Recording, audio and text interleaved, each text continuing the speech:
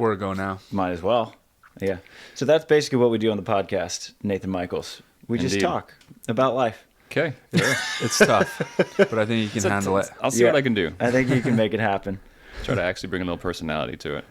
We have had people, not many, but just kind of like, we're just talking, and then we're like, hey, we're going to hit record, and then all of a sudden they're like, we're just like, oh, we shouldn't have told you we're hitting record. Yeah, no, that's the thing. Like, you don't, when the camera comes on, don't say anything. Just be like, continue on. Yeah. Hopefully the camera, it's not like a TV camera, has that giant red light. You're like, oh, it's on. At the Olympics was the craziest when, literally, like, because the guy's like standing here, and then I see the red light go on. I'm just like, there's a lot of people in there. Millions and millions and some more millions. And no one in the stands. So it was like extra weird. I was like, I know you're not filming. There's nothing else to look at in this stadium except for me and these four dudes. Like, it's kind of cool. Yeah.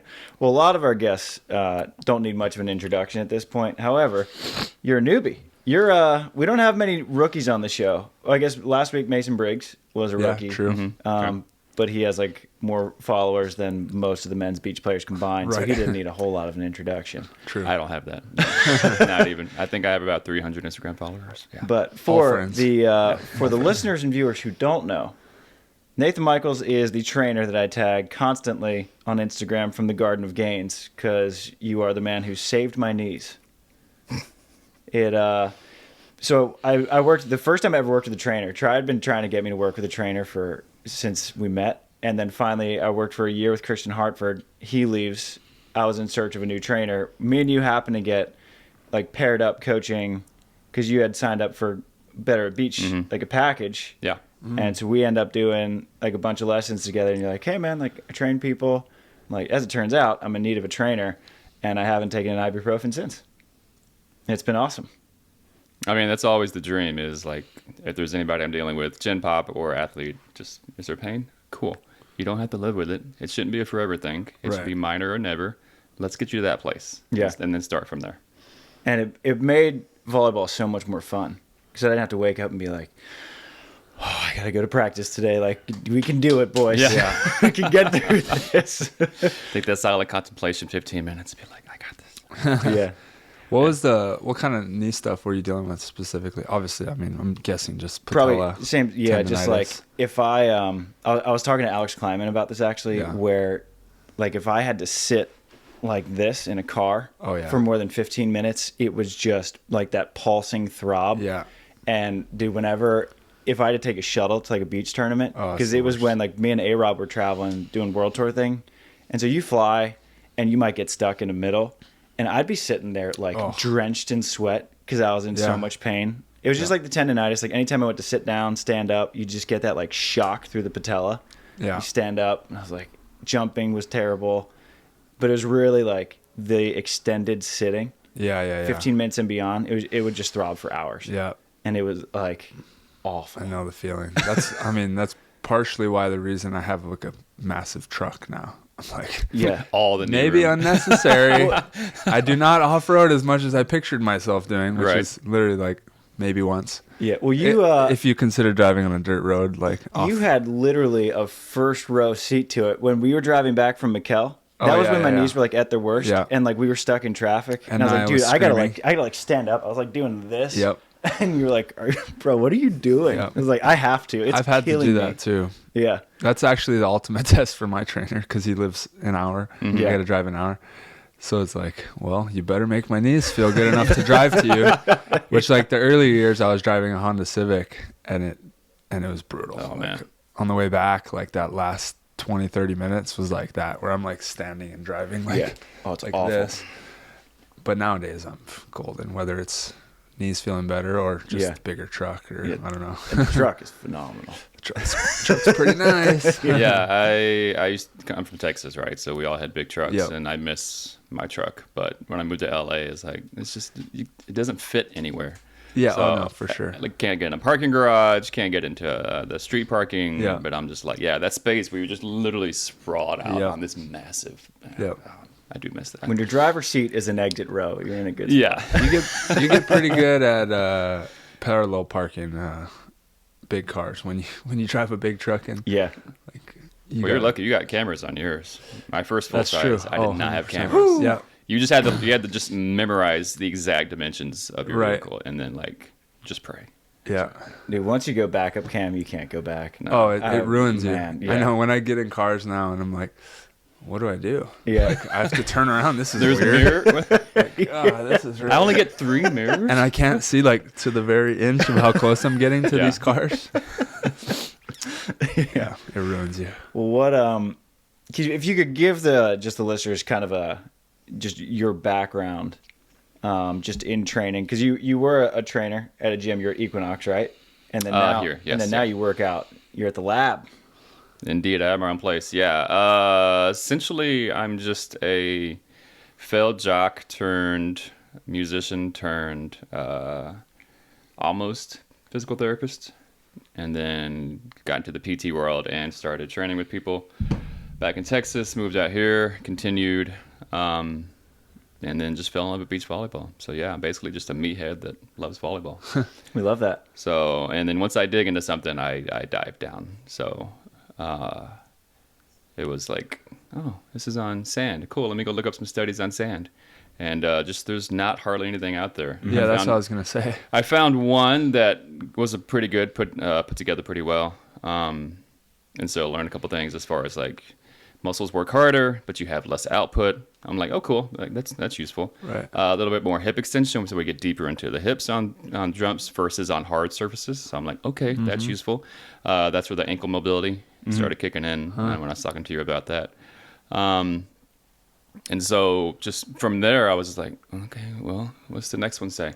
Oh, good for rehab settings. Okay, cool. Useful, but not so much for performance. And then, long story short, it just was realizing that there's just no love for the surface as far as like how do you be faster, more explosive, jump higher, all that fun stuff on it. So I was like, all right, cool, let's start digging and just trying to like learn using my own body as kind of a science experiment. And just been using this guy as another science experiment as well. But yeah, no, it's been a fun journey. So the more I learn, the more I realize, the less I know. And then from there, it's just keep learning, keep building. Yeah. So. What have been some of the bigger things you've learned in the past couple of years? Because we've worked together for what, like 3 years, 2.5. Coming up on 3, I think. Yeah. Wow. Well, if we could use you as an example, as far as your knee stuff, it was just basics for you. I was like, okay, cool. We got some inflammation going on. It's been nonstop for, at that point, a couple of years. You've had it had really been, because I graduated high school when I was 5'10". I was telling Try this the other day. And halfway through my freshman year of college, I was 6'4". And so the growing pains. That's insane. That is crazy. It was like great, but awful. Right. It's like, oh, thank God I'm tall. I can't walk to class. It hurts so bad. Wow. Little growing pains, and especially as an adult too. That's rare. It was fast. So ever since then, I'd had bad knees, and I was just convinced that it was either growing pains or genetic, because my mom's had like 6 knee surgeries. And so I was like, all right, well, I'll just live with knee pain for the rest of my life. It's fine. Yeah. And so I had it since I was 18. Was when I was a freshman year of college, till I was about 30. I was about to say, I met you when you were about 30. Yeah.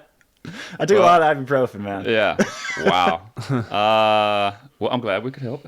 Yeah. But no, it was just the basic stuff. Like, all right, well, what are you good at? And I'm like, okay, you're ridiculously strong, so it's not a strength deficit, because you're like, I can do 4 plates, and I'm like, for a volleyball player at 6'4", okay, that's decently rare, especially for beach players, because, well, I've seen some trash training out there. Yeah, so I was like, all right, cool, let's check out where your hip stuff is at, where your single leg strength is, and just started building around all the basic stuff, get your adductors kicking again. And then slowly but surely from there, building the strength in some of the areas that you didn't have, because can't go wrong with strong. Can't trademark that, though. Wish I could. And then from there, once we saw that we were having some positive results, okay, cool. Don't rock the boat. Keep going those areas. And then at that point, you said your back was good, too. So it wasn't anything special, but it was just, let's cover the basics, see what happens. Good things are happening. Okay, cool. Continue with that. And then from there, I've kept a lot of the same things in, just snuck them in. If you notice, some of the stuff is still there. So yeah, it's been fun to be the experiment as well, because you'd be like, hey, I don't know if this is going to work. I'm going to try it, because it's so sport specific, the stuff that you prescribe, because it'll be like trap bar deadlifts will be elevated, because he's like, how often are you actually going like all the way down? Like your step close jump is basically where he wants you to start your trap bar, because you're not like step closing like your ass to the grass. Right. Like your step close is more of like a quarter to half. How deep? Yeah, load. Yeah, so it's just a little bit more shallow knee Depends angle. who you are, right? Yeah, some of the shorter guys find some extra power when they get a little deeper, but it's pretty rare as far as the angles that people have access to. I would say it's a lot more prominent in blocking. Yeah. Like when you see people's depths, how much it varies. So and that's they're where still getting similar. Yeah, for him, since he's a sand toucher as far as his technique, so I was like, all right, we want to make sure that, you know, our squatting patterns, because I kind of use those as two separate things, our squatting patterns were a little bit on the deeper side. Huh. That makes sense. Oh. Yeah, King Bentley tries getting his shark blood infusion. Go ahead. But I think this is a cool opportunity for us to have like a pretty practical podcast. So we like whenever we open it up to a fan question episode, the four most common things that we'll get over and over again will be, how can I jump higher? How can I hit harder? How can I stop cramping for tournaments? And which, like, I'd sort of couple that with what do I eat before and during game days? And then how can I stay healthy throughout the course of a season? Yeah. So I think we're sort of on the staying healthy, so we'll continue that trend. But if you had to give a recommendation to your average sort of AA player, like what are some specifics that they could take away to stay healthy throughout the course of a season? Yeah, so the big thing is always going to be, do you have just kind of that requisite strength before the season starts? Like, are you decently strong in all your basic patterns? You're hinging, squatting, pushing, pulling, all that stuff. Just let that kind of be your foundation. Like if you can't do a pull-up, I'm pretty sure that guy could do about 50. Security. Don't mess with him. You know, if you can't do a pull-up, if you can't body weight squat, you know, this is a big topic of discussion, but, you know, at least your own body weight, upwards of 2. Then, you know, cool, that's the best place to start. It's like, okay, can you move some decent weight comfortably through a full range of motion without pain? Then if you have that, then that's just going to create a resiliency whether you play a sport or not that you can't get from anything else. Yeah. Like I'm a big proponent of combining strength training with yoga or Pilates, massive into that. But, you know, at the very least, strength training just offers adaptations you can't match. So move some weight, all the patterns, full ranges of motion, that kind of be your background for the off season. And then if you want to get a little more sport specific, you can. But then from there, I've just noticed a lot of people tend to kind of push their workouts pretty hard. Once they do get to that like more advanced stage, then I'm like seeing sets of like 5x5, 5x8. And I'm like, that's a lot of volume for your muscles considering you play a sport that is completely soft tissue muscle dominant. So my recommendation is, you know, maybe push that for the off season. Once you get into end season, loads need to come down, volume needs to come down. Your intent can stay just as high. Your loads can stay still 80, 90% of what you're kicking in off season. So don't stop, which other people have said they do. Like, yeah, I get strong and then I just stop because I'm tired. I'm like, yeah, but you're going to lose everything that you built and then you're going to become more fragile 2 to 3 months in, depending on how much you're playing.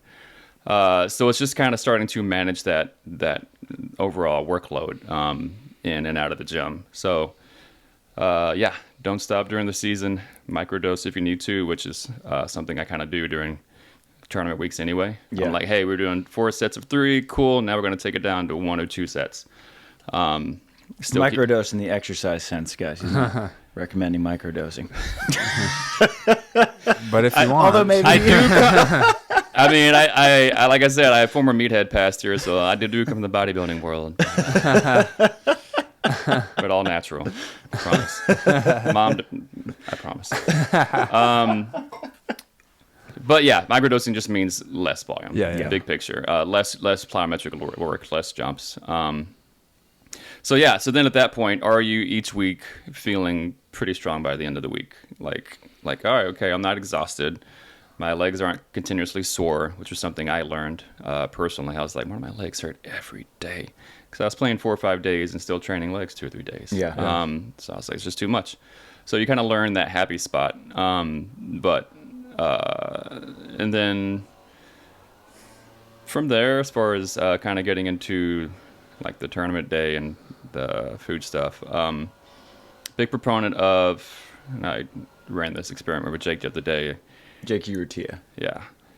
He's been popular on the podcast recently. Sean Cook just ragged on him for 20 minutes. Oh, really? Yeah. So he was somebody who, because once I kind of get people like, hey, electrolytes in every drink, no just plain water. What kind of electrolytes do you have? There's a lot of options out there. Yeah. Number one, get rid of the sugar-free crap. I'm not sponsored by anybody, but yeah, I'm like, you want carbohydrates going in with your electrolytes. They kind of work together to get into your bloodstream and everything faster. Right. So sugar and electrolytes are best friends. That's why Gatorade was so useful back in the day. But yeah, make sure it's your magnesium, your chloride, tons of sodium. And there's always one more I forget, but it doesn't just need to be just sodium. Yeah. Yeah. You want to have that. So all your water bottles have something in there if you can, if possible. But yeah, the experiment we ran with Jake was, he was like, I've done all these things. I've slept well. And I'm like, all right, cool, man. Let's try the bodybuilding approach. So I'm going to have you drink almost 2 gallons of water the day before. That's tough. And it's hard to get that down. But I talked him into it. You know, I'm like, prepared him. I was like, hey, man, you got to start early. Yeah. And you got to go hard. Yeah, exactly. And he's a guy who, when I say go hard, he goes hard. He'll go. Yeah. So he did it, and it seemed to work pretty well for him. So that was something that I stole from my mom. Like I said, we did it in bodybuilding word, but my mom reminded me, it was Texas during the summer, and she was like, it's 110. And when I want to play these pickleball tournaments at nighttime, but at 7 p.m., it's still like 107. Yeah. And so she works, plays with some EMT folks. And they're like, yeah, you got to start hydrating the day before. And I'm like, duh, I forgot about that. Yeah. So my crampers, that, you know, like pickle juice lovers and all that stuff, Yeah. I was like, okay, let's try that. So yeah, this is something that I've forgotten that I've remembered, but hydrate the day before is kind of the thing. And then day of, so when I first started playing, and I was like super meathead. So you met me when I was like still pretty strong, but when I moved to Florida, I was like 225 and lifting a lot, but I would like cramp every tournament. The like day of, what works for me is actually not drinking a ton of water, because then what I found, I was diluting myself so much, and then I just had no electrolytes left. It's like during game day, let's say we're doing a standard AVP day, we got a match in the morning, we got a match in the afternoon. What's the in between look like in terms of food and electrolytes, you think? So in between, I'm a big fan of just snacking, but also just to your point, like you kind of have to play with it and practice and find what works for you. Like, you play enough years. Like if you say this works for you and I see success, I'm not gonna fight you. I don't care whether it's about water or training or whatever. It's like, I'm having good things during here. I'm like, cool. Yeah. Let's stay well, also we all have different amounts of salt that our sweat carries or whatever. Like I'm a salty sweater. I don't sweat that much, but I'm a salty sweater. So for me, it's like they did the salt test with the USA Volleyball, all that. And so I just try to throw. If I train, I need an electrolyte. Like every training session, just an electrolyte with it. But other people don't need it, apparently. Yeah. Do you have an electrolyte that you like? I don't like having just one, like, because sometimes like we're in freaking India or China, like we're just sweating like crazy. Then I started doing like the Element one. That's just like insane amount of salt, just pure salt. And I'm like, I just don't need that when I'm just trying to recover electrolytes from a plane flight. You know, I just want kind of a well balanced, like that has a little bit of everything kind of thing. So I like having options. Something about like the fake sweeteners and stuff. I'm just like, I feel like sugar's like from Earth, and like it's all from Earth. But like, it's just like sugar's not a bad thing. It's not making a lab. It's especially as for me, like, come on, like sugar's not gonna. it's not a big deal for me. It's when people go in excess and aren't burning it. Like I could eat cake every day, which I'm not going to do, but like I'm going to burn it anyway. So I don't need to worry about it in my electrolytes. Especially during tournament days. Like you burn through sugar like newspaper. Oh, for like sure. you play a 6-match CBVA which I did like 6 times this year. Yeah, you did. I'll eat like 6 bananas and 2 bags of dried mangoes, and you're just like, you just rifle through that. I'm more thinking like if I'm fueling purely with sugar, and I'm not sure what the science is behind it, but like it's more like how am I focusing? Like how's that working with my head? Like am I going to be able to focus the same way? That's more what I'd be concerned about. Like fueling on game. It's funny because you like eat so well up until game day, and then it's like, and now you're gonna eat peanut butter jellies and stuff like that, right. you know? And it's like, honestly, that's what I'm craving, and that's what seems to work. Yeah. Which is kind of funny. I don't know. I guess the quality of sugar might make a difference. Well, big picture, I mean, your brain runs off carbs. Like, so. Oh, okay. Well, there you go. Yeah. So if you're, I've seen people that just like slam salty nuts, just like the entire tournament day. And I'm like, yeah, but where's your actual fuel? Yeah. Like, so yeah, carbs, sugars, all your best friends. That's why when he was like, I love mangoes, man. Like just the cheap sugared mangoes. And I'm like, looking at the package and I'm like, 98 grams of sugar. Yeah, you're fine. Yeah. like you'll be fine. I don't do the sweetened ones. That's too. No, do I real take a bite mango. of those. I'm like, oh, like just a normal mango. Oh, that's just me. Okay, sorry. That's enough. I like the sweetened ones. But big picture is you want to choose things that are easy on your stomach. Yeah, like you don't want to have any kind of intestinal issues. Exactly. So I recommend the day before and the day of, everything should be low fiber. Like if you love fibrous foods, cool. You need that all the time, all year. But within 48 hours of a tournament, start losing some of the fiber. Is that like a lot of vegetables have fiber, right? A lot of vegetables. If you're somebody who eats a lot of certain kinds of fruits, there's a lot of fiber in those, potentially whole grains. Interesting. If you have like whole grain lentils. pasta and lentils, dude, you'll get like 800% of your fiber. Yeah. But back in the day, it was like, well, especially for an endurance athlete, it was carbo load, right? That was like the big thing. And you should totally do that. So that's why with pasta is my point. But with pasta, you can just don't get the whole grain versions. Gotcha. And find the stuff that's a little bit more simple sugar. And that's going to be the way to go. But also a lot of people that carb loaded, they're carb loading also the day before. So it gives you a little bit more time. Gotcha. But yeah, you just want stuff that's easy on the stomach. So low fiber and then lower fats, because those two things are like what's the hardest to digest. So, and you'll want a little bit of protein just from energy standpoint as well, but I would usually like the easy to digest kind. So protein shakes is what I personally use because it's easy, but just get a 10 to 20 grams for every 100 grams of carbs, give or take. But besides that, carbs in all the ways. The stuff that is comfortable for you, makes you feel good, makes you think good. And then like in between matches, you just don't have a lull, then you found the sweet spot. Yeah. That's what's worked for me, what's helped me feel my best, and which like what'll get me through a 6-match day is sweet potatoes and like a pretty lean steak. Like that's like my sweet spot. Yeah. I don't know if you have any pre-game. Yeah, I mean that's kind of general. I usually go lean. I don't eat red meat generally before. I feel like I wake up tired when I eat red meat the night before. And I think lower amounts is fine, obviously, and sometimes we don't have the option. Right. Traveling, we just have Go to to eat Brazil, what they give there's us. picanha on the menu. I'm gonna get low, but I'm not gonna go crazy with it. Lean meat, fish or chicken, and then sweet potatoes, pretty ideal. But whatever, I like rice and then some like broccoli, like some good green vegetable would be ideal. For me, spinach or broccoli. That's kind of like the ideal meal. Yeah. Spinach on my board for sure. It's pretty simple. Broccoli probably has a lot of fiber. There's a decent amount of fiber in broccoli. Yeah. And at some point, I think like the foods you eat also like mentally, like if you think you're eating healthy. Yeah. I was like one class away from a nutrition minor, and one of my favorite studies that I read was they did this thing where they gave 2 groups the same exact diet. They told one group, hey, like this is the sad American diet. Like it's bad. You're probably going to feel like crap. You might gain some weight. They gave the other group the same exact diet and were like cutting edge. Like all the studies say this is the healthiest thing you can be putting in your bodies.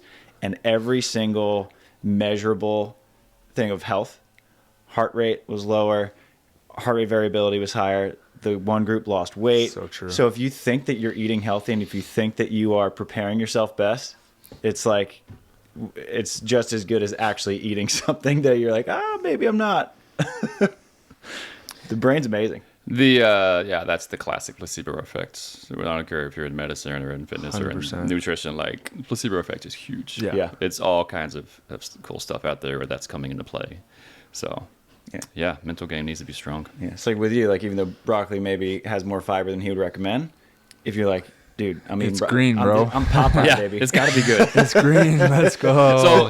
So once again, I mean, all my advice is always general. I was like, I'm open to like anything. Like if you said this made your ankle feel better, cool, we're gonna do that. If this is how you feel good before game day, and you always have higher energy and you feel explosive, I'm not gonna fight you, man. And like, you know, rub my left earlobe and my right ankle feels great. Okay, let's go.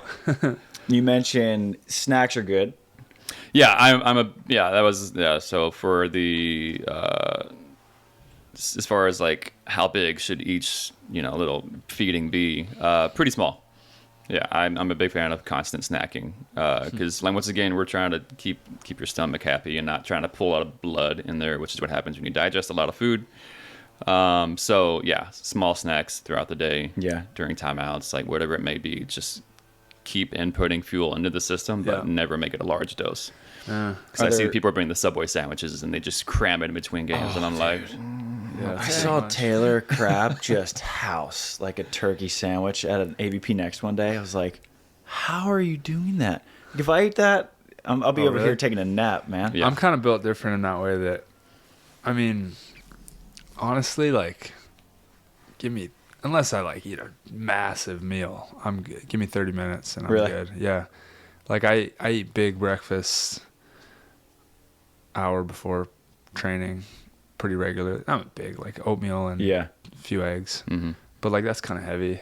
And I feel like a lot of people, like you don't really like eating like within an hour, right? Of I'll have like for breakfast, like if I have a 9 o'clock match, it'll be like almonds, fruit, like a peanut butter banana. Trevor doesn't eat apple, and maybe like a thing of yogurt just to get a little bit of protein in, and that's it. I like big breakfasts. Like and if you make me wait too long to eat, like I start getting hangry. Yeah.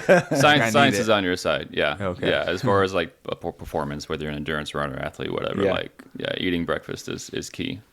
So once again, carbs being Trevor Crab doesn't eat breakfast. Like zero. He'll have like I think he'll normally have like a fruit smoothie. Okay. Like something super light, or like a few pieces of fruit. Super light though. Yeah. Like sometimes traveling, he just wouldn't even come down for breakfast. I'm like, bro, you're crazy. Like, but he sleeps really well too. So he probably sleeps through breakfast, right? Or gets close to it. Yeah, close, but still, it's like that means you slept even longer without eating. Yeah. To me, I don't know. Yeah, not ideal, but once again, if that's kind of your norms, then and maybe he's sneaking a little bit more calories at nighttime that we're not aware of. But once again, it comes down to if you feel good, cool. Like exactly. I can give all the examples in the world of what is perfect, but just like find your version of perfect. Exactly. Yeah. Are there certain foods that you would recommend as like Nathan's game day superfoods?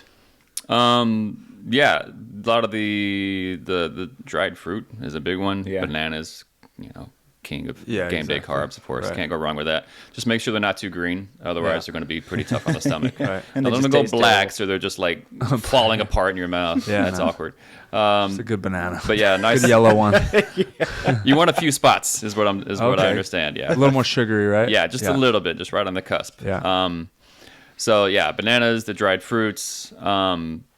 You can do like for the morning a little bit of oatmeal, but not too much because there's a little bit of fiber. But it does stick with you, that particular thing. Plus, it pulls in water towards your muscles, which is always positive. And then the classic, you can even go like the candy and stuff, like the gummy bears is solid. Super easy on the stomach when people do that stuff. Gummy bears, huh? Yeah, What about quality? Isn't there collagen as well in there?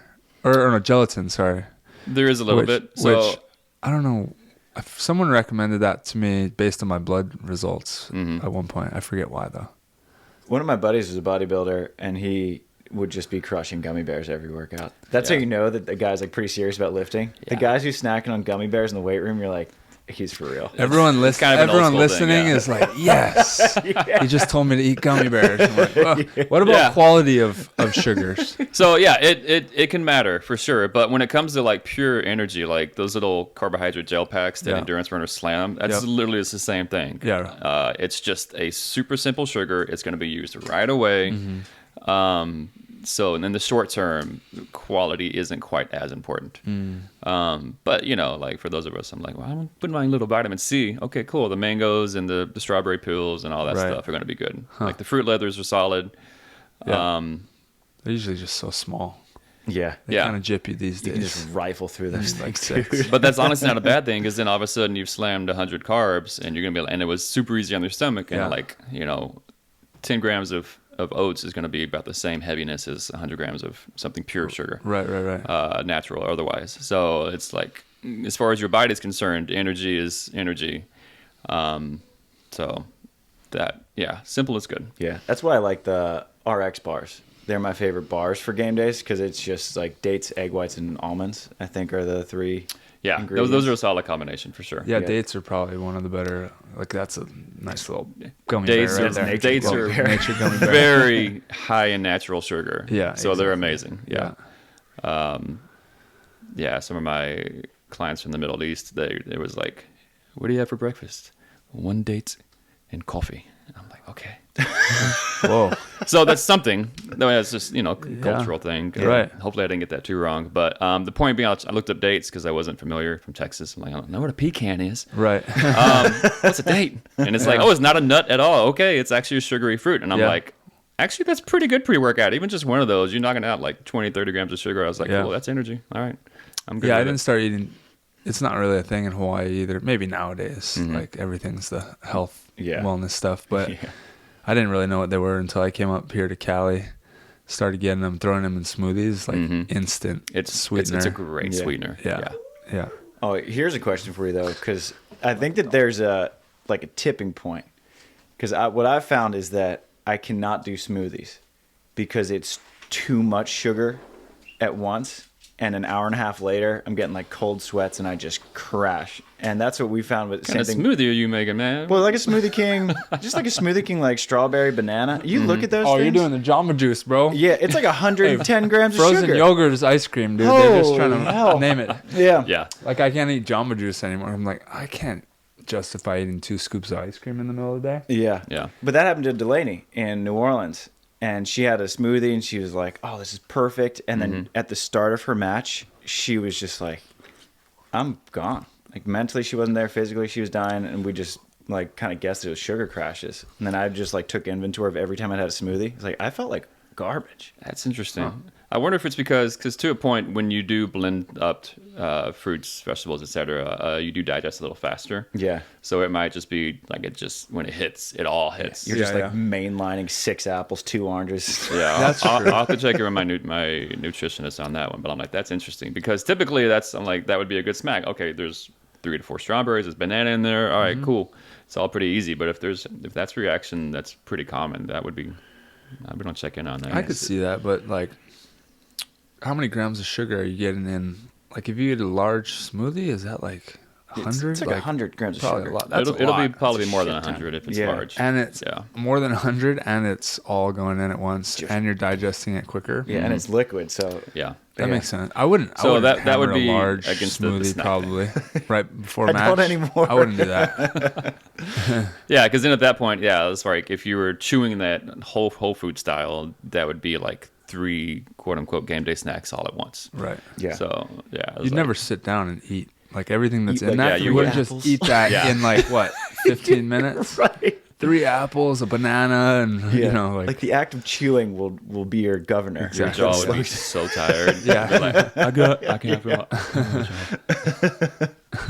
Yeah. So for me, no smoothies, but chewing, like eating fruit, has been. I just live on fruit. on game day, pretty much. Yeah. Well, once again, that's why I'm a foster. I'm like, once I saw your carb choices, and I just, talked to Delaney. I was like, hey, you're a carb queen. Make sure he eats between every match. And she does do a good job of that. Yeah. And she's like, oh, I got this. I'm like, all right, cool. So I'm on the sidelines. I'm just a fan at this point. I'm like, I can't do much. I'm like, it's in your hands. And then she can get close, and I'll be like, all right, cool. She's got this. Yeah. Well, that covers kind of the nutritional element of it. I guess, is there anything post the end of the tournament? Is it just like, bro, get your calories however you can? Or do you think that there's a kind of a recommended? I mean, yeah, you can get fancy with it and get science-based and all this stuff, and this is going to recover you faster and all that. But main thing, just get hydrated and then go have fun. Like, go enjoy, whether it was Don't tell that to... You have to be specific with the volleyball community, because they're thinking take shots at Shellback when you say go have fun. I blacked out. Nathan yeah, told me. It kind of depends. Like, if you just won and you're just like, okay, cool. Then go enjoy that one. Yeah, then go enjoy it. But if you lost, to be like, all right, go drown yourself in a pizza or Chipotle, like whatever, man. Yeah, just make yourself feel good. Like, it needs to be some calories. You're going to be tired no matter what. But if there's no, if that's kind of like it's only your tournament's done or it's just one day thing, then yeah, you can kind of do what you want. I'm not going to get too picky on that. Gotcha. Yeah. For me, it's like the one time I let myself have pizza is after a tournament. But that's when I let myself go like that. Yeah, 'cause I'm the same way. Whatever. End of the tournament. I feel like shit because I've been eating so cleanly for so long, and then it's just like, now I'm gonna choose all at once. When I'm most tired and beat up, my body wants the good stuff to be like, F you. Yeah. Here's beer and pizza. But I mean, oh no. But you got to say at the same time though, is like, and because I do this with my everyday clients, I was like, look, man, nobody's perfect. You can't be perfect all the time. Like, if you do that, you're gonna fall off the wagon over and over. Yeah. You're gonna probably start having some mental issues around the thought of food and how you should eat and the choices you make every day, and that's not a good place to live. So I was like, if you go to holiday and it's Christmas, like it's coming up, like eat what you want, man. Like come back 5 pounds heavier. I don't care. If it's the end of a tournament and it was good or bad, dude, you just busted your ass to get here for a meal or two, or a day or two. Like, just do what you want. Like, for sure. Like, if you're craving a freaking donut, dude, go eat the donut. It's fine. For sure. Yeah. Like, come on, man. No, I agree. And then like in a couple of days or one day, you're like, okay, cool, back on it, whatever. Yeah. But yeah, I like when the event is done, you just need to give yourself a break, give yourself some freedom. I found that like what's best for me in my older age, because I used to just be like perfect diet until the tournament, and then complete shit for like 2-3 days, and like riding that roller coaster was just like harder. So now I'm like more flexible with myself going up to the tournament, still healthy, but like let's not be like crazy food Nazis. Yeah. And then after the tournament, let's not eat an entire pizza just to do it, and then have donuts for breakfast in the morning. Like, let's just eat good all the time. Like, and I still ramp up in tournaments, and then for sure I'm like craving burger and wings. Like, I'll hammer that after tournaments, or even in tournaments if I need it mentally. But like, I've found with age, it's better to just kind of stay closer to the median all the time versus like riding this roller coaster. Seesaw. Yeah, the seesaw. Yeah, no, that's huge. That's actually a strategy that I use a lot with people, and you nailed it on the head. Like, don't be perfect. Perfect doesn't exist. Don't try it. You're only going to fail every single time. So, 70-80% perfect is perfect. Yeah. Even like at the Olympics, like I know it's funny, like you almost picture everyone eating perfect, right? Like, this is the biggest pinnacle of your life kind of thing. And I'm looking at these athletes, like what they're eating and even what they're serving. I'm just like, these guys, like some of these guys are eating McDonald's and like stuff like that. They didn't have it in Tokyo, but they've had it at other places. And I heard like Usain Bolt was like nothing but chicken nuggets, right? He's like, this is just what I do. But like, wow. It's not all the best athletes in the world aren't all eating the Tom Brady diet, that he probably isn't even eating all the time. T12, bro. I mean, when you have people making it for you, it's a lot easier. Yeah, that's a big difference for sure. But I'm not surprised. I mean, especially Olympians, like a lot of them are like, self-funded. Dude, they loaded our our whatever rooms with so many Smuckers, what do you call it, Uncrustables. I was like, these are the lowest quality of all peanut butter jellies. I love that though, man. And we were hammering them. They're in the freezer. We're just like loving it. When we did like, the whiskey, I don't know if this is the choice diet for when Olympics. we did the whiskey episode. And you guys started talking about Uncrustables in Tokyo, and Taylor Crabb was like, when they're just frozen, but a little thawed. Yeah, a little. We were all like, we were all trying to freeze them just the perfect amount. I'd be worried about Taylor's mental health if he didn't have those Uncrustables, man. Those saved his life. He probably out ate there. way too much in his prison. Stuck in his prison. Wow. Yeah. But the nutrition element, semi taken care of, like relatively simple. But the big question we get literally every single episode: how can I jump higher? Oh yeah. And obviously that's not a simple answer. I've stopped asking that in high school. Yeah, but what if someone comes to you and says, "Hey man, I got a year before like my tryouts for this team or before this big tournament, and I got to get my vertical up because I am on the ground." Sure. Where do we start, and how do we start to ramp up and get that vertical higher? Yeah. So very common, very big question, and as all things, depends. Right. So that's why I kind of like the one-on-one training world, is because everybody is in of one. Yeah. Like I get to see where you're at, what your background is, what injury history you may have, just all that stuff, and then I get to take all those puzzle pieces and put it together. That's kind of my favorite thing of what I do. But as far as just starting out, I mean, if you've never, first place is, do you practice jumping in some sort of way or fashion? Like, do you jump in your sport? Cool. All right, great place to start. Because if you don't practice at anything, you're not going to get better. Because technique literally can add anywhere from 2 to 6 inches just instantly. Right. If you see somebody that has a poor block foot, poor arm swing, whatever it may be. But as far as performance goes, do you have a strength training background? You know, you don't need to be strong, don't need to be a bodybuilder or a powerlifter as far as a strength background to have. But if you've never lifted weights, if you get stronger, you'll jump higher. Right. And then kind of from there, once you can move loads, start moving loads a little bit faster. So can you start having a little more velocity in some of the things you do? And then as far as beach, I do some plyometric work with you guys, but it's not as much as I would with an indoor athlete or a basketball player. Okay. Just because you're not going to get quite as much carryover from that elastic property that you would on court. But still, that's still teaching your nervous system to be a little bit faster. Right. And a lot of that stuff is going to be really good for your joints, tendons, etc. So some plyometric work would kind of start coming into play there. And then if you've made some gains there and you're starting to get stuck at that point, getting somebody to kind of assess you on a high level, where it's on force plates, whatever it may be. But like for you, we tested you the other day, if I can use you for an example. You are just to keep it simple, basically a power jumper. Yeah. You have very high results as far as just creating your own power to get up. Now we have what we call the stretch shortening cycle. That's kind of the elasticity of the muscles without getting into the tendons and stuff, but that's your ability for your muscles to absorb and or generate force and then release it. That's an area of opportunity for you. So I was like, all right, cool. You can, when I don't give you the ability to lower yourself into a counter movement jump and then jump back up, it's almost the same. Yeah. Which is insane. Like he can jump almost as high with no knee bend as he can with a full up down. Yeah. So we did testing the other day. Yeah. And so we did a couple different measurements. So one is a counter movement jump. So basically like you're in front of the hitter as a blocker and you go down up. Yeah. Yeah. And just then the classic jump. The other one is like you start in your squat. Already loaded, right. And you're already loaded and then you go up. Yeah. And my jumps were almost the same. Right, yeah. Yeah. Yeah, I believe that.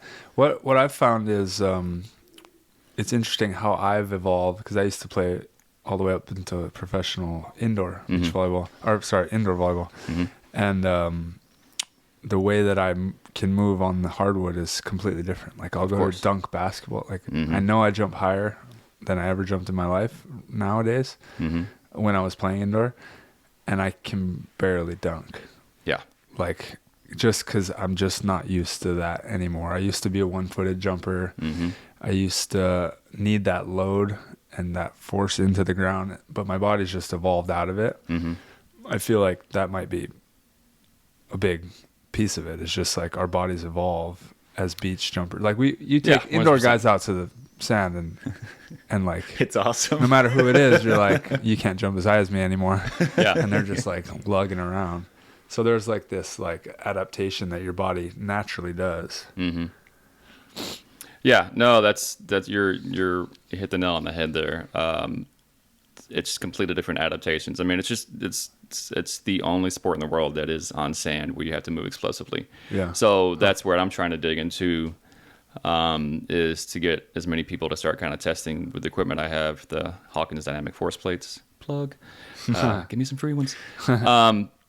But there's going to be something that happens for those of us that play in the sand 2, 3, 4, 5 days a week, that it doesn't happen on anybody else because we're the only people that play in sand. So I'm trying to dig into what these adaptations might be and then how I can learn from that. And then of course, transfer it over to the training that we would do accordingly. But yeah, it's huge. Yeah, I did the same thing. Used to, I could, even at my ripe age, I could grab the rim just a couple of years ago.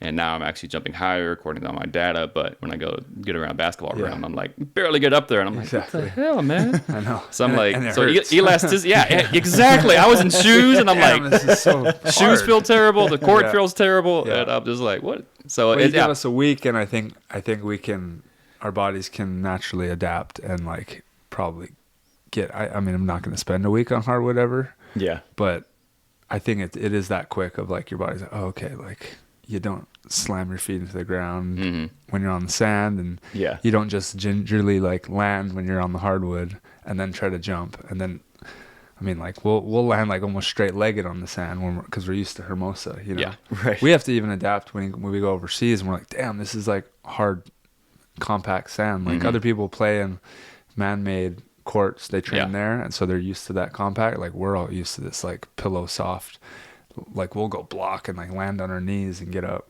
kind of thing. So yeah, it's an adaptation for sure. Yeah, we call that how long it takes you to get off the ground, time to take off. So obviously, if you're jumping in sand, it's going to be a lot longer than on court for sure. So that's something that I try to look at. I'm like, okay, cool. If we can, one of the many metrics, but if we can improve time to take off, like jumping higher is cool. But if you already jumped decently high, well, what's the next step? Okay, cool. Can we jump that high but faster? Can we get a little bit more reactive with it? So getting to the same height with less effort and faster, that's also a win. Because, you know, the guys that already sky, okay, cool. But what about on that second block attempt? What about on that two-step approach? Right. Like, that's what I want you to be just as explosive as if you were doing a four-step. Yeah.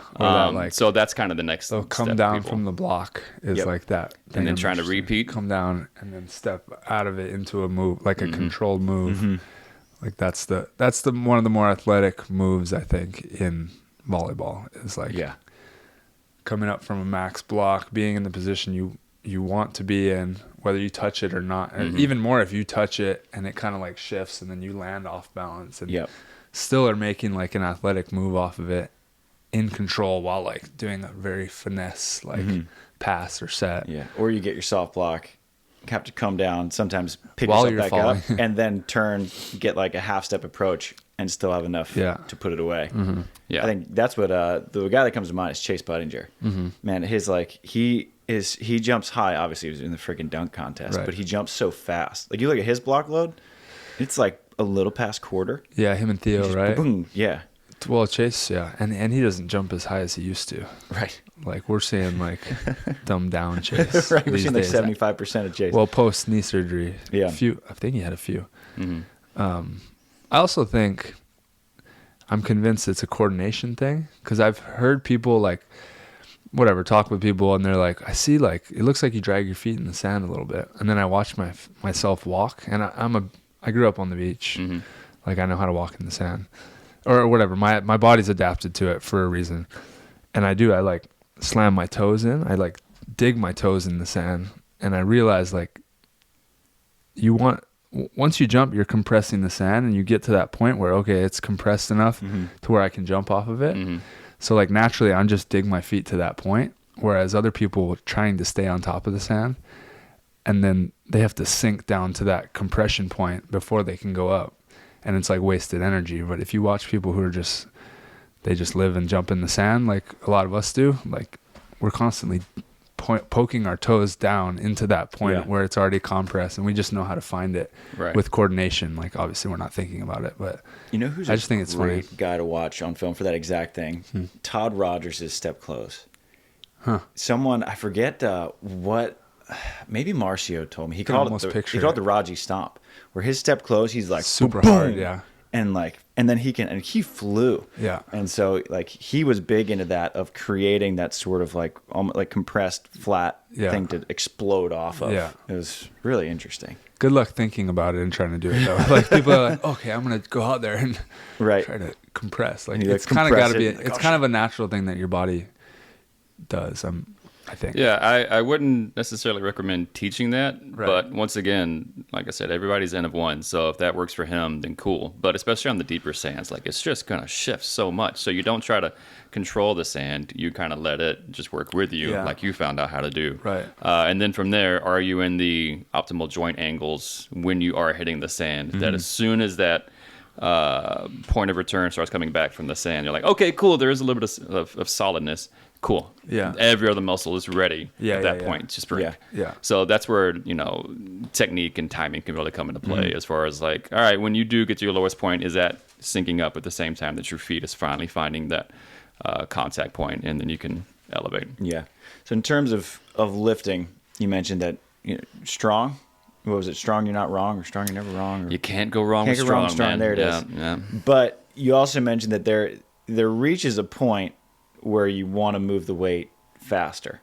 So if you can trap bar 500 pounds, that's great. But if you're just like, and like barely getting it up, then like you're sort of teaching your body to move slow. Exactly. Right. Yeah. So I think we talked about that a few times. So yeah, once you can actually lift some decent loads, full range of motion, pain-free, all that stuff, then if you want that, and you've probably maximized your ability to get a couple inches out of that.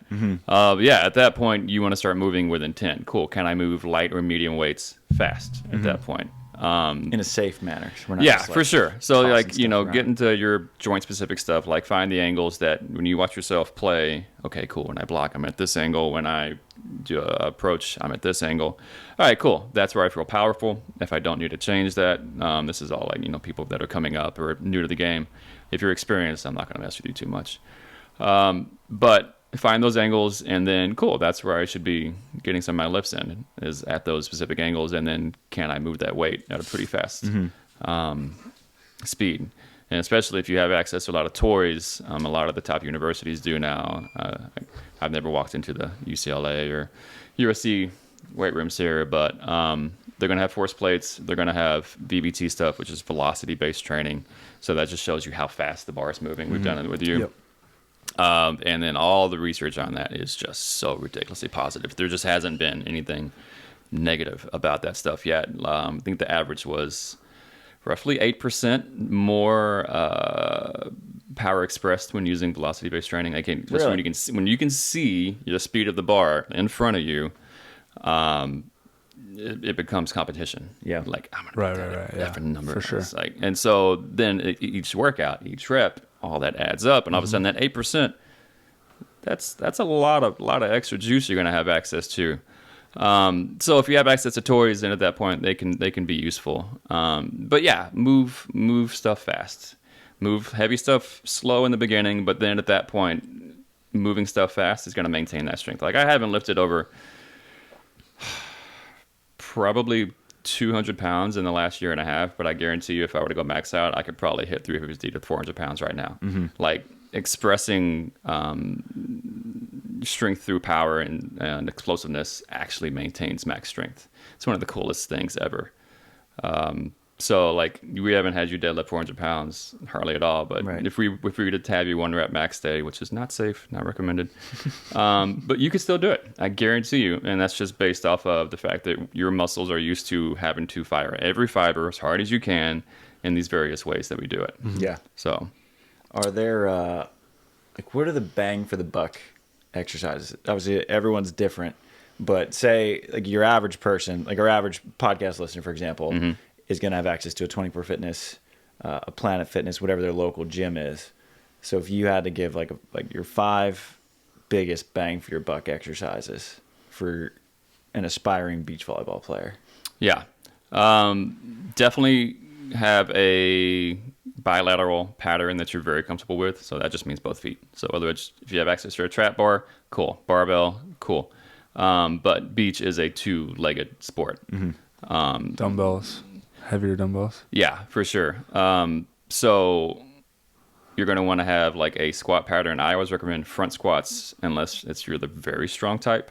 Then you're going to have to go to back squat. But front squats, if you can get your wrist or your comfortable arms, I like those just because it's a little more knee dominant. But you just stay upright. When we jump, we stay upright when we sink down because we're still looking at the ball, right? So we have to be able to stay upright. So I love front squats for that. Does it make your hip go back more? Having the weight there or less? You stay more upright. So back squat, the hips have a little bit more extension. Yeah. So both are great. But then once you get strong at that a little bit and you can move some load, then start adjusting the load to where it's going to be based on your angles, and then start exploding with it. Like, can I move this weight fast enough where I kind of pop off my heels a little bit? That's a great place to be. So that could be your squat pattern. Olympic lifts, unless you have a massive background with those as far as cleans, jerks, all that stuff. Just they're not. I'm gonna get a lot of crap for saying this, but risk versus reward, it's just not worth it. Like, you can get just as much and actually more out of a trap bar jump than you can a hang clean. I'll just for reference, like I basically, every once in a while we'll do something, whatever, put something on my back but I basically stopped Olympic lifting in college because of how it works with my back. It's almost like automatic. You make me back squat heavy, my lower back's gonna be hurting for the next week or a few days. Yeah. So it's just not for me at all. Trap bar, sure, like just the way that the weights, I don't know. It's just the balance of my body. It just doesn't work. Whereas like I have other friends who just have these big thick cores and like I think it can just handle it better. Yeah.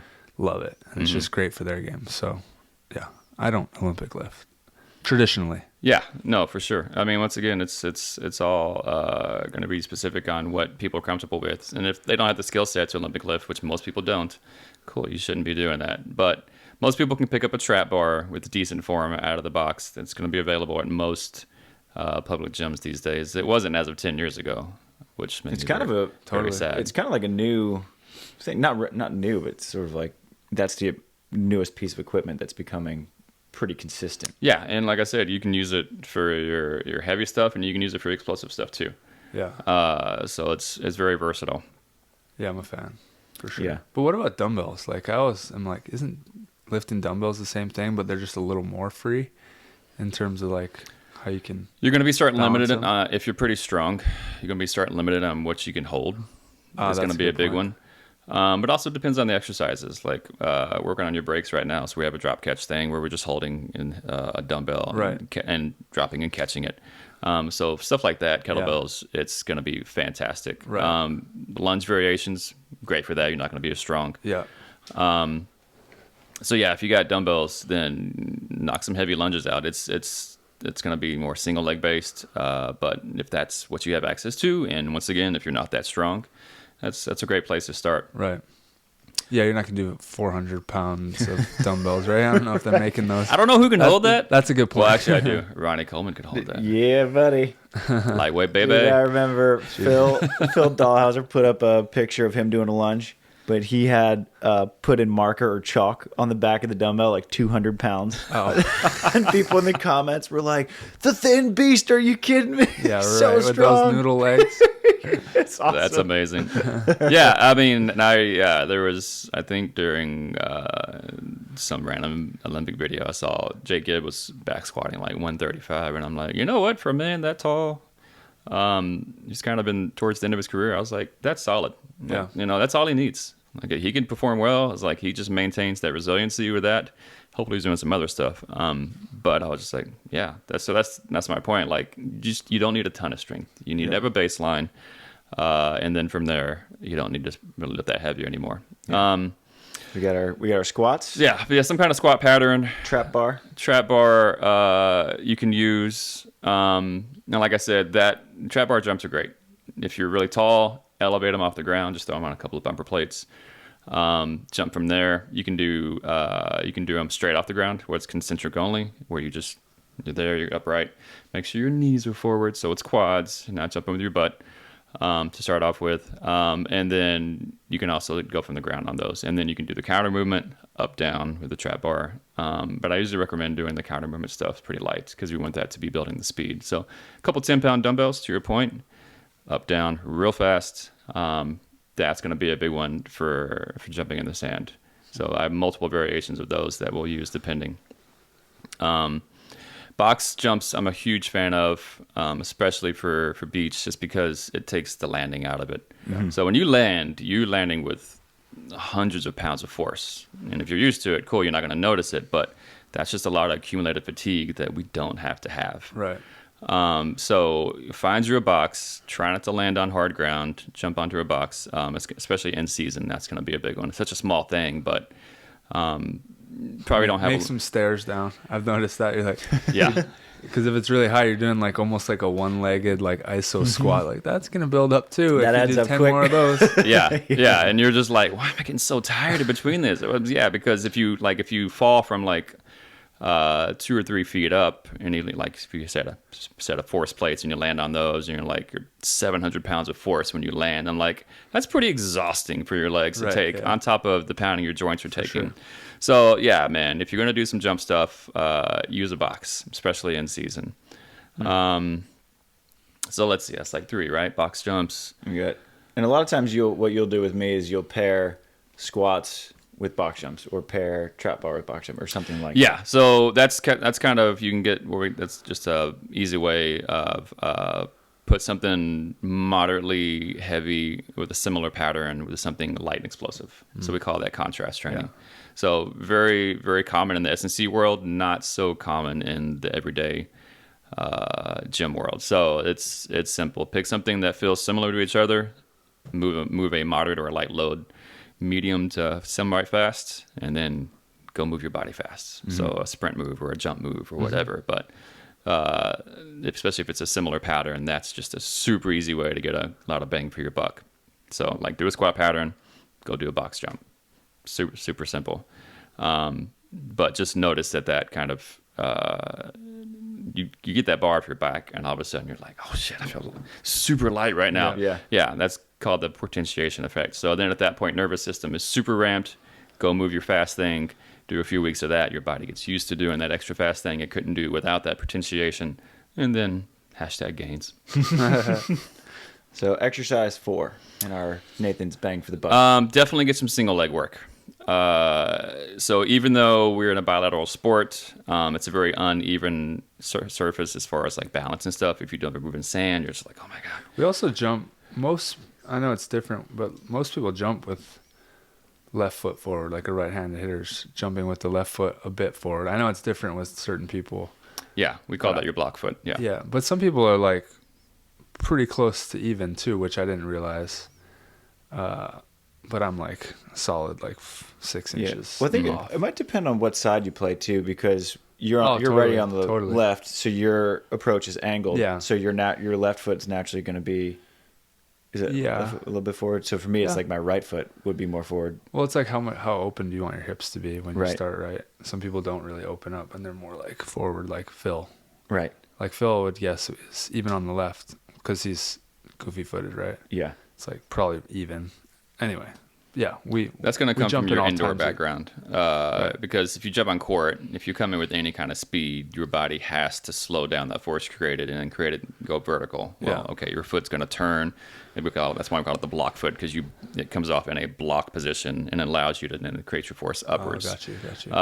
That's typically how you should jump. But if people grew up in the sand, that's the only sport they've played, you might see some semi-parallel foot. I've seen a couple people do that. Yeah. And once again, if they're efficient, okay, right, cool. Totally. But single leg work. Single leg. There's, you got single leg RDLs. Mm-hmm. What do you think about Bulgarian split squats? Because a lot of people do those. Yeah, no. If somebody is really uncomfortable having a bar on their back, or they're just not comfortable with heavier loads in general, great, man. That's cool. Single leg with the rear foot elevated. We call them RFEs, but classic term is Bulgarians, even though they did not come up with it. Pet peeve of mine. You got Romanian things and Russian things and American. Dude, none of these countries have had anything to do with these exercises. But we just start throwing random ass countries in front of these, like sounds cool, Bulgarians. Yeah, they're tough asses over there. Do you know anything about Bulgaria? So when the rear foot's elevated is a great way to build some legitimate strength. It'll transfer very nicely to pretty much anything you want to do. So when we've done variations, if I feel like, so for your knee, they're going to be really good as well. Like knee stuff, like single leg strength work is just imperative. And you want to be doing it to the point where you're getting a nice stretch in your hip flexor as well. Is that part of it, or you're not really? That's not really part of it. You can if I'm dealing with somebody who's somebody who gets deep into their hip angles when they jump. Yeah, I'll have you go a little deeper. But if you're somebody, let's say a 6'4", 6'5" female or a 6'8", 6'9" male, you're just not going to be getting that deep. So at that point, we just adjust accordingly. So what I usually do is warm up sets. I'll have you do the classic like super deep warm ups, ass to grass, as they say, ATG. But those should not be your working sets. Working sets are going to be in more of the specific angles. I won't call out names, but there's one female I saw training. I watched her move on the court, then I watched her work out, lifting these heavy loads in these very, very non-specific patterns, and I'm just like, why? Why? Like, use that strength and then put it in a slightly more specific way. But you should be able to squat ass to grass or go all the way down on the Bulgarians. But then when you get into your loading working sets, whether you're working for a little bit more speed or full strength, should be slightly more specific. And when you're doing the Bulgarians, because there's a lot of different schools of thought on this, are you going knees over toes, or are you sort of sinking back, like so it's more of a glute lift?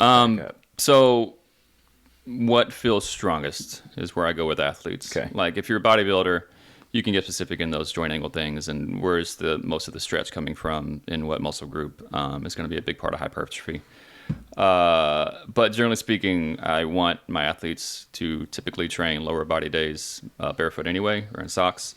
So at that point, I want you to become a foot whisperer. Listen to your foot if you're on a single exercise. It knows how to balance. It will find your strongest angles naturally. So get your big toe, pinky toe, and heel all kind of think about it as a tripod driven through the ground, and then just listen to it as you go up and down, and it'll put you in the right places typically. Awesome. And are we doing dumbbells in either hand or dumbbells in one hand?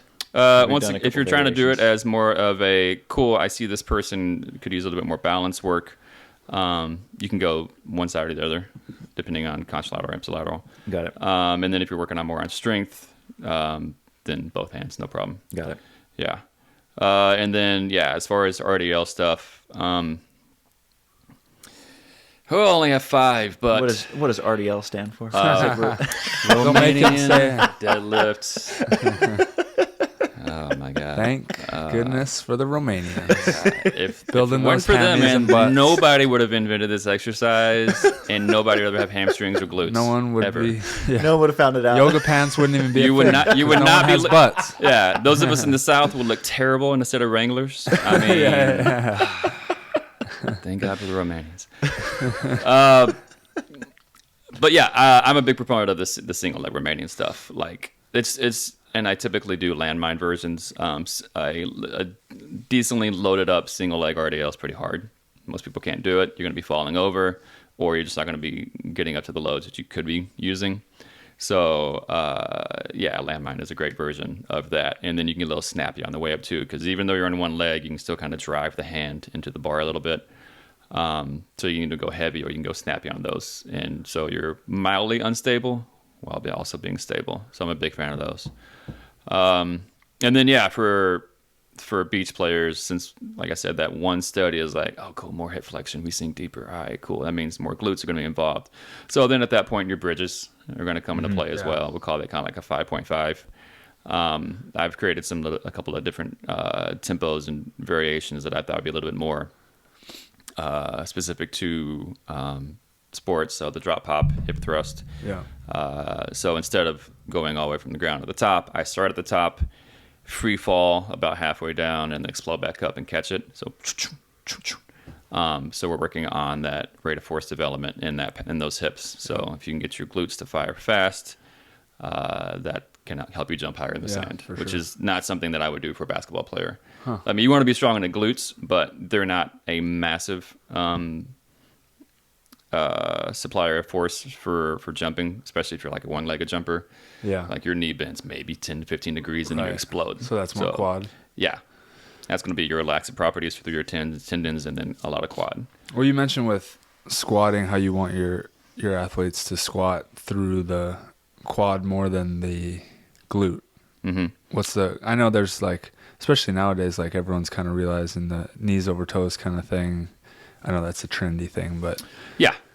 What's the thought process on that? Because like I've also been taught at time doing both, but you do want to sit back as well sometimes, like trying to really make it more of a glute squat. Or I've heard both. Yeah. So once again, like as far as that, when I'm using that front squat as the primary strength or power builder for the quads. Right. Like that's the goal. If you do end up deeper in a squat, back or front otherwise, then the glutes contribute a lot more. But for those, unless you're trying to just train the glutes in multiple ways, whether it's for hypertrophy, then that would be useful. But deep squats, back or front, just aren't going to be as beneficial. Like if you feel like you need more glute power from the glutes or the hamstrings, then go pick an exercise. It's going to be a little more specific for that. Gotcha. Yeah, anything that's going to have a deep knee bend, it's just you got to think quad first. Yeah, I mean it's hard to do any squat and like make your glutes burn before your quads.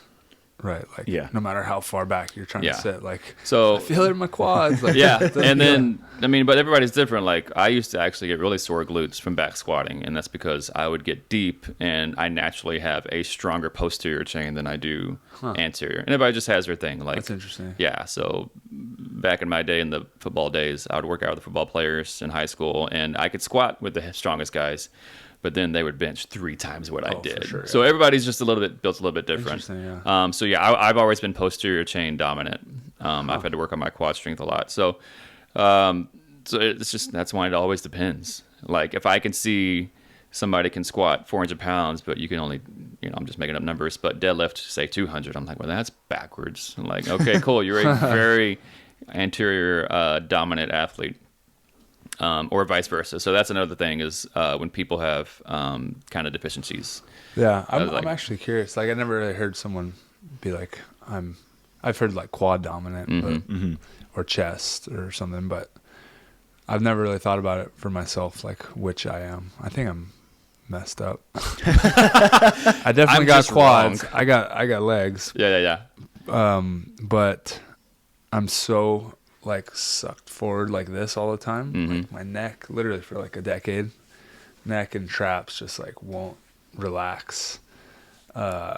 Chest isn't that strong. I mean, we don't do a ton of chest. We want to keep it, but like, I don't feel like my back's like super strong in any particular. Maybe I don't know. I've never really thought about wiry. it. I'm taking the replacements. Wiry. I don't know what I am. Yeah, I got quads. Well, people that have a lot of tension up here, typically there's not always, like everybody's different. Yeah. I'm sure your coach takes care of it, but sometimes there's just little deficiencies like on all the muscles in between and below the scapula. Scaps, yeah.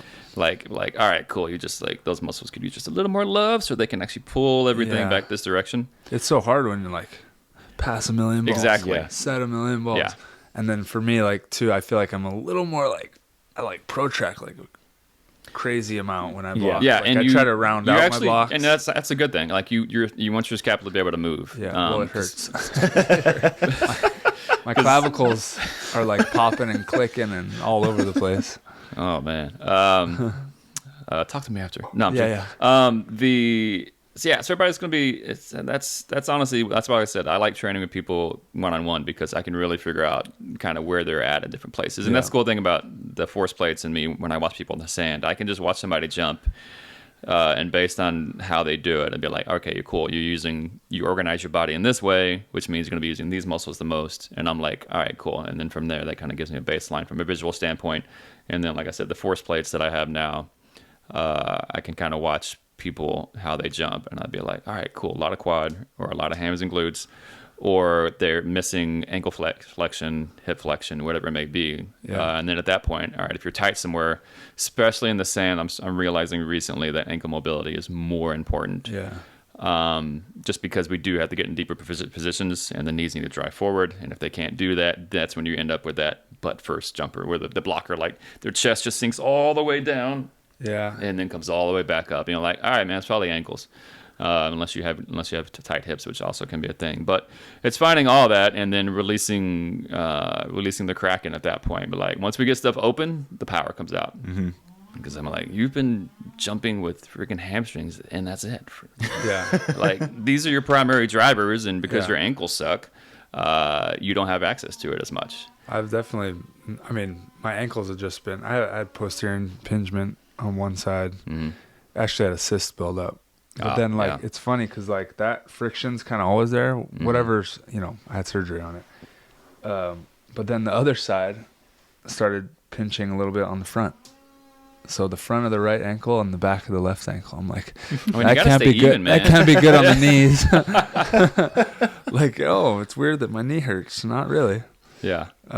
That's to do that to that point. I mean, that's the thing. Is like obviously everyone knows the kinetic chain works together. If you start walking wrong because of a sprained ankle, your knees and hips are going to get out of alignment probably. And then if you don't let that come back to normal, then 5 years down the line, it could become a major issue. Yeah. So you want to have each joint mobile. You want to have each joint strong, and then you want to have each muscle group strong. And then that's why I say you can't go wrong with strong. How do you do, what's your thoughts on ankle mobility stuff? Do you do it through the exercises? Like, cause obviously like just pushing it to ranges, or are you like have specific like little ankle? It's going to be anytime you're trying to do, especially since the ankle has such a large tendon, the Achilles tendon involved with it. It's number one, it's going to take a while. Yeah. It just is. Number two, you just have to be consistent. Yeah. So there's multiple ways to skin a cat and pretty much anything. Like, 30-second stretch every day is not going to do it. Not quite.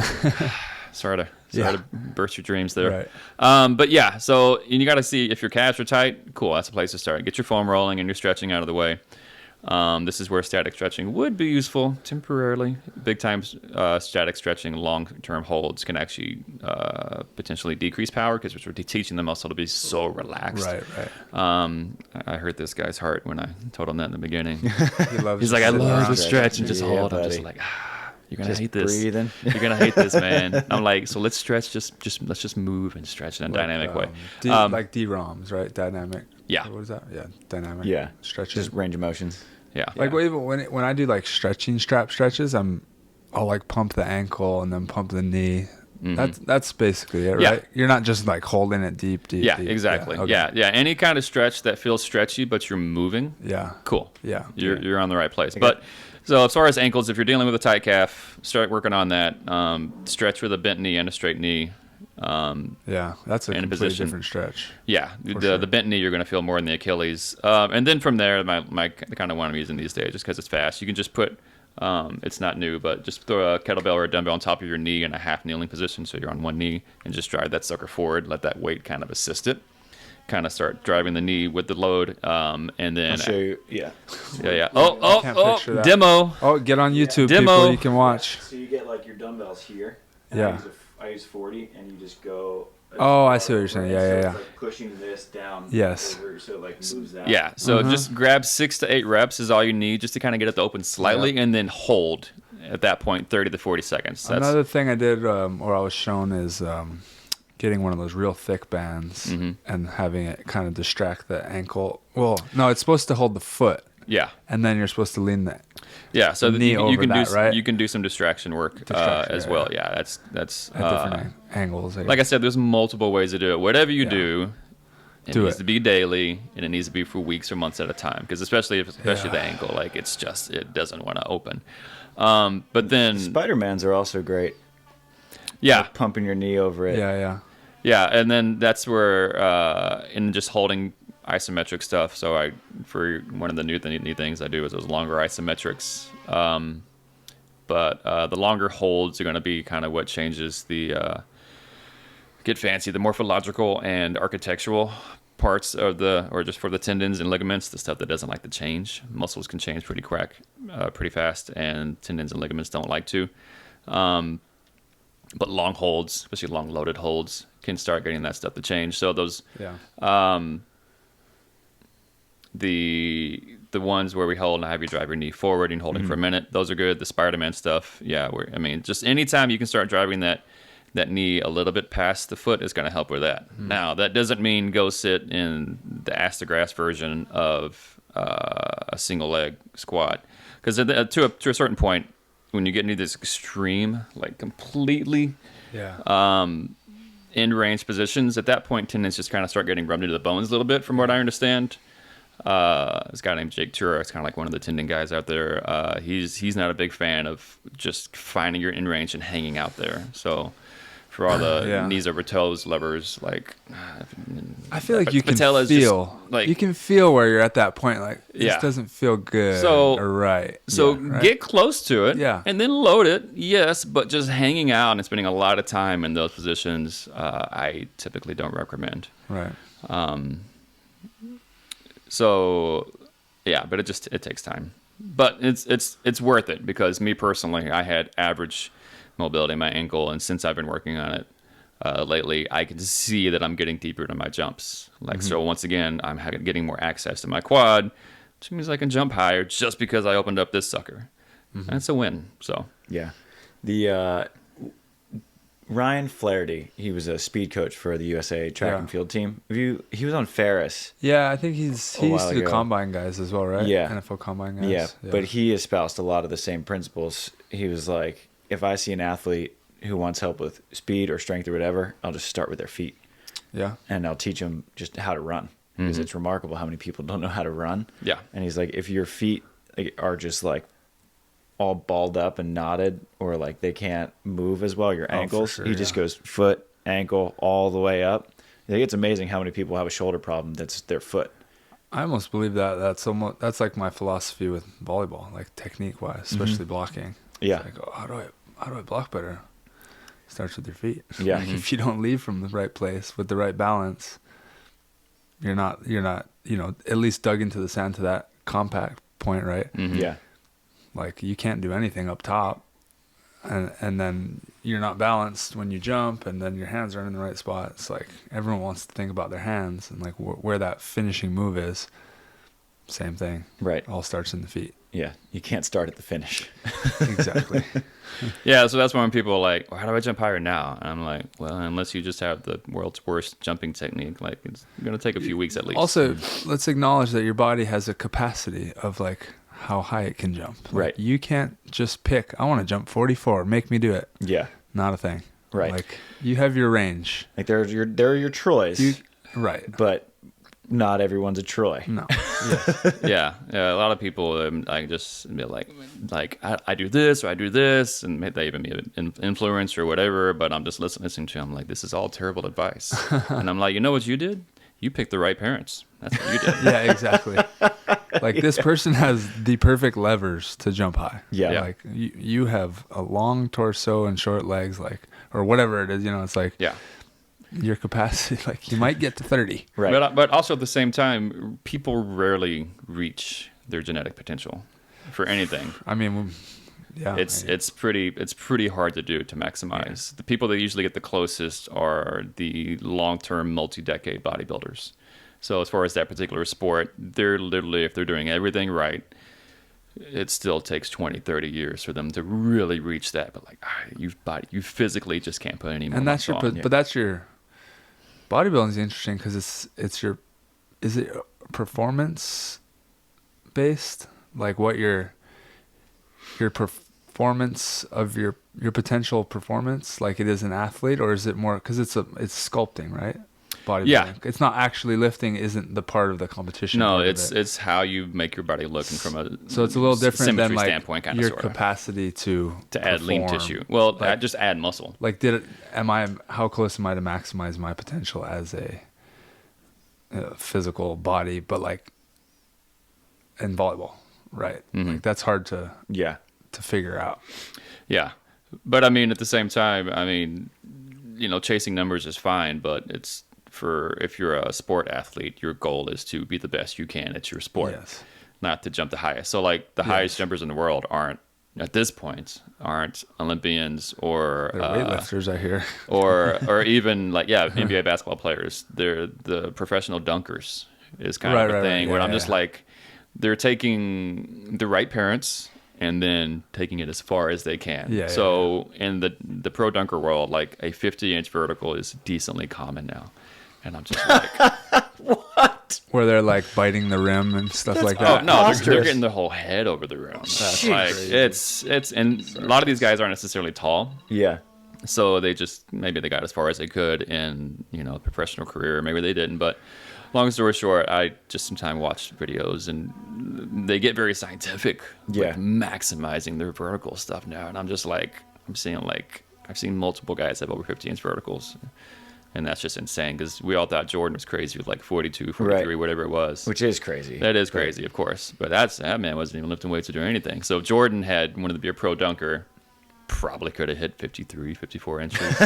I mean, if he took it all the way from his genetic potential, I mean, it's crazy. Yeah. But that's not the point. We want to be the best players that we can be. So jumping higher can do a lot of things for you in this sport. But once again, like I said, if I see somebody that's already getting head over the net, I'm like, all right, at this point, can we make that second block jump faster? Can we make that two-step higher? Yeah. Can we have you jumping just as high at the end of the tournament as we did at the beginning? Those things are what we want to be chasing. Yeah. So. Yeah. Not cramp. Not cramp. Not cramp. Have access to 95% of your vertical at the end of the tournament and not be cramping. Yes. And without having to drink pickle juice. Love that. And the last big pillar that we get asked about a lot is how can I hit harder? So we've covered the lower body. We're not cramping. How can we just add a little bit more juice? How can we be more of a Taylor Sander? Well, there's genetics in that kind of arm swing. So I am not an arm swing coach and will pretend to be. But as far as just a mechanic standpoint, if you're able to, get your arm further back from a mobility standpoint, then you're going to put yourself at a chance to have some success. If you can't get all the way back here in whatever swing you have, there's a ton of them out there. I know you appreciate a good arm swing because you call them out on Volleyball World. Cindy Tillman. It's perfect. There's some beautiful ones out there. So mechanically, it can be a huge part of it. Who? The German defender. Oh, her arm swing? She's unbelievable, yeah. I need to watch more. And then you look at Brower. It's just like, that came right out of the textbook. Yeah. Yeah, so there's something to that, taking time to work your arm swing. But then as far as what's going to drive that arm to be whippy, that's going to be kind of what happens here. Mm-hmm. So, core. Yeah. For the audio listeners. Yeah. Your core, and the ability to open and then close. Yeah. How fast and how powerful can you do that? That's actually a crazy thing with me.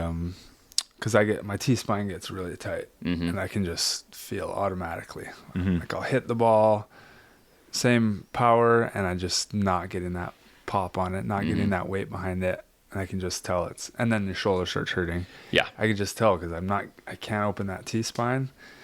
Just do a few mobility drills, like every warm up is trying to open that T-spine. For me, power comes automatically. Yeah. So I like to think of it like a baseball player that hits a home run. He probably didn't hardly feel the ball hit the bat. So when you generate your force from your trunk, from your core, that's how your hand's gonna hit the ball. Like you're like, I didn't even hit it that hard, but it just explodes off your hand. Yeah. And that's gonna be what you can generate here. So, big thing is obviously you can do all the classic rotational exercises, find some stuff, and just get good at those cable stuff. With med balls, a lot of people don't realize outside of the S&C world is you don't want a heavy med ball at all. Moving a heavy med ball slow and making it. What do you consider heavy? I like to. My guys use 4 and 6s. Yeah, that's 4 to 6 pounds. Mine's 6 pounds.